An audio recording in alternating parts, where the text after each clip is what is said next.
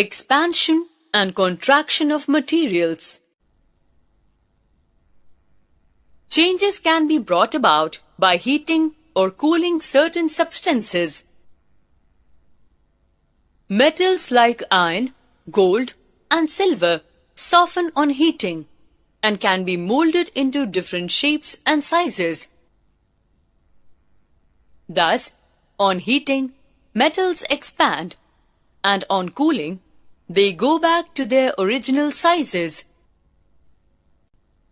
It is a reversible change. This concept is utilized to fix wooden handles into iron blades, to form tools which are used to dig the soil, and for various other purposes. The iron blade of these tools has a ring, into which the wooden handle is fixed.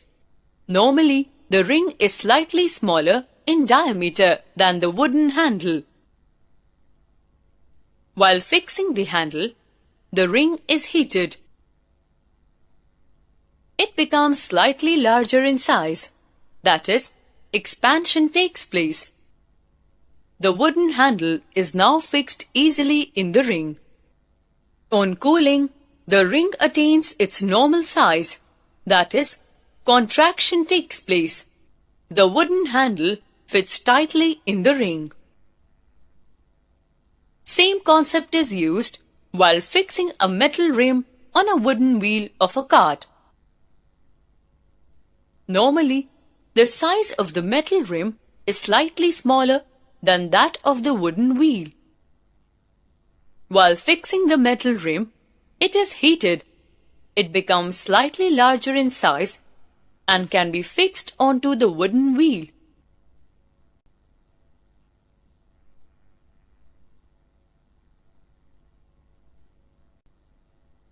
On cooling, it contracts and fits tightly onto the wheel.